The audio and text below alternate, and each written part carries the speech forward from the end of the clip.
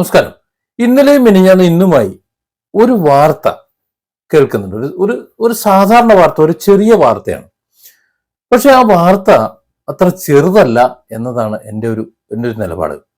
മദ്യപാനികളല്ലാത്ത, സാധുക്കളായ, മദ്യം കണ്ടിട്ട് പോലും ഇല്ലാത്ത അല്ലെങ്കിൽ ഒരിക്കലും ഉപയോഗിക്കാത്ത ആൾക്കാരെയൊക്കെ മദ്യപാനികളാക്കുകയും സർക്കാരിന്റെ ഖജനാവിലേക്ക് പണം വിടുകയൊക്കെ ചെയ്യുന്നതിന് വേണ്ടിയിട്ട് ഒരു എളുപ്പമാർഗം കേരളത്തിൽ കണ്ടുപിടിച്ചതിന്റെ ഒരു ആശങ്കയിലാണ് ഞാൻ.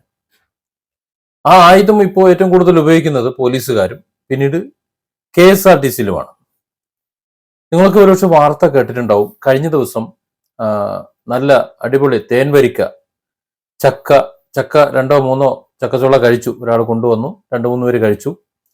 ആ കഴിച്ച വ്യക്തികളൊക്കെ ഊതിച്ചപ്പോൾ കള്ളുകുടിയന്മാരാക്കി പോസിറ്റീവാക്കി കാണിച്ചു എന്നും പിന്നീട് ഊതിച്ചവനെ കൊണ്ട് തന്നെ കഴിപ്പിച്ചപ്പോഴേക്ക് അയാളും വെള്ളം അടിച്ചതായിട്ട് കണ്ടു എന്നും, ചക്കപ്പഴം തിരിച്ചപ്പോൾ അയാൾ തന്നെ വെള്ളം അടിച്ചായിട്ട് കണ്ടു എന്നും, അങ്ങനെ ബാക്കിയുള്ള 3 പേര് നിരപരാധികളാണ് എന്ന് കണ്ടെത്തിയെന്നും ഒരു വാർത്ത വന്നിരുന്നു.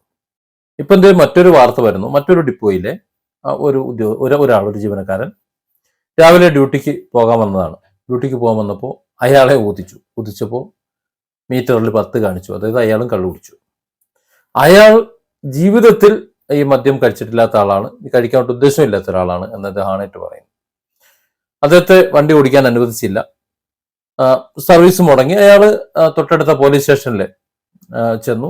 അവിടുത്തെ മെഷീനിൽ പരിശോധിച്ചപ്പോൾ 0. പിന്നെ KSRTCയുടെ മെഷീനിൽ ഒരു തവണ ഊതിക്കാൻ പറ്റുള്ളൂ എന്ന് ചട്ടം ഉണ്ടത്രേ. അതുകൊണ്ട് രണ്ടാമത് ഊതിച്ചിട്ടുമില്ല, സർവീസ് മുടങ്ങി. അയാൾ പരാതി കൊടുക്കാൻ നിൽക്കുകയാണെന്ന് പറയുന്നുണ്ട്. അപ്പോൾ വെള്ളമടിക്കാത്ത ആൾക്കാരുടെ പേരിൽ വെള്ളമടിച്ചു എന്നുള്ള ഒരു ആരോപണം വന്നു. സർവീസ് മുടങ്ങാൻ നോക്കി, ചില അബദ്ധങ്ങൾ പറ്റി, മെഷീൻ അബദ്ധം പറ്റി എന്നൊക്കെയാണ് നമ്മൾ പ്രാഥമികമായി മനസ്സിലാക്കുന്നത്. പക്ഷെ വലിയ അപകടം അതല്ല. ഇത്തരത്തിൽ ഉള്ള മെഷീനുകൾ അശാസ്ത്രീയമാണോ എന്നുള്ള പരിശോധന വേണമെന്നാണ്.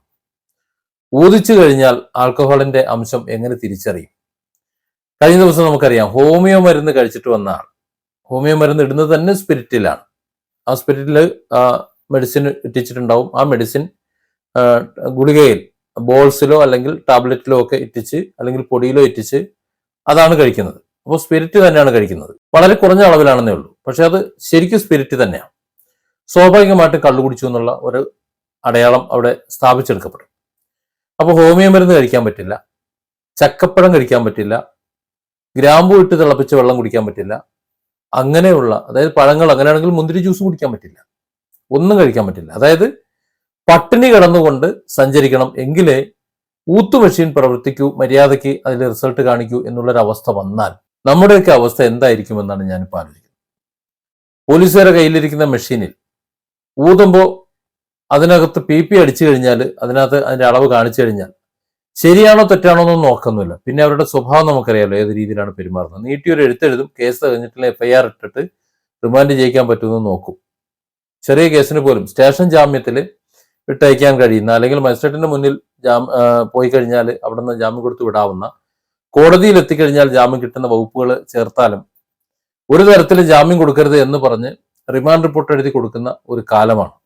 അങ്ങനെ ജയിൽ ശിക്ഷ അനുഭവിക്കേണ്ടി വന്നിട്ടുണ്ട് പലർക്കും. അപ്പോൾ അത് ആണ് ഇവിടെ മുന്നിൽ നിൽക്കുന്നത് എന്ന നിലയ്ക്ക് ഈ മെഷീൻ നമുക്കൊരു അപകടമല്ലേ, ഒരു അശാസ്ത്രീയമല്ലേ ഈ ഊത് എന്ന് പറയുന്നത്? ബ്ലഡ് എടുത്ത് ചെക്ക് ചെയ്യുക, ലാബ് ടെസ്റ്റ് നടത്തുക. ആ ലാബ് ടെസ്റ്റിൽ റിസൾട്ട് പോസിറ്റീവ് ആണെന്നുണ്ടെങ്കിൽ നടപടി എടുക്കുക. ഊത്തിന്റെ പരിപാടി അങ്ങ് നിർത്തുന്നതാണ് നല്ലതെന്നാണ് തോന്നുന്നത്. ഊത്ത് മെഷീൻ അത്ര സുഖമുള്ളൊരിതല്ല, ശാസ്ത്രീയമല്ല. ഒരുപാട് കേസുകൾ ഇപ്പോൾ വന്നു കഴിഞ്ഞു. മെഷീൻ വെച്ചുള്ള പരിശോധന ഒഴിവാക്കുക തന്നെ വേണമെന്നാണ് എനിക്ക് തോന്നുന്നത്. അല്ലെങ്കിൽ കുറ്റമറ്റ രീതിയിൽ ഉച്ഛ്വാസവായുവിൽ ഇത്ര രീതിയിലുള്ള ആൽക്കഹോളിൻ്റെ ഇതുണ്ടെങ്കിൽ മാത്രമേ PP അടിക്കാവൂ എന്ന നിലയിലുള്ള ക്വാളിറ്റിയുള്ള മെഷീൻ കൊണ്ടുവരണം. ഒരു ഹോമിയോ മരുന്ന് കഴിച്ച് വായിൽ ഒരല്പം എന്തെങ്കിലും ഉണ്ടെങ്കിലോ, ഒരു ചക്കപ്പഴം കഴിച്ചാലോ, ഇനി അതല്ലെങ്കിൽ ഒരു മുന്തിരി ജ്യൂസ് കുടിച്ചാലോ, അതുപോലെ മറ്റെന്തെങ്കിലും കരിങ്ങാലി വെള്ളം കുടിച്ചാലോ ഒക്കെ ഊത്തുന്ന മെഷീനുകൾ വേണ്ടാന്ന് വെക്കണം. എൻ്റെ ഒരു പേടി എന്താണെന്നറിയോ, ഞാൻ വീഡിയോ തുടങ്ങി പറഞ്ഞതുപോലെ, നമ്മുടെ കേരളത്തിലെ അത്തപ്പാടികളെ കൊണ്ട് മുഴുവൻ ഊതിച്ചിട്ട് സർക്കാരിന്റെ ഖജനാവിലേക്ക് കാശുണ്ടാക്കാനുള്ള ഒരു മാർഗമായി എടുത്ത് ഉപയോഗിക്കുമെന്നാണ്. 2-3 തവണ മെഷീൻ പരാജയപ്പെട്ട കഥ ഇപ്പോൾ അടുത്തടുത്ത ദിവസങ്ങൾ വന്നപ്പോൾ ഇതൊരു ചാൻസ് ആണെന്ന് നമ്മുടെ സർക്കാരോ അല്ലെങ്കിൽ ബന്ധപ്പെട്ട പിരിവിന്റെ വിമർശകരോ ഒക്കെ തീരുമാനിച്ചു കഴിഞ്ഞാൽ നമ്മുടെ കാര്യം കട്ടപ്പുകയാവും. Different angles. Don't forget to subscribe and support this channel.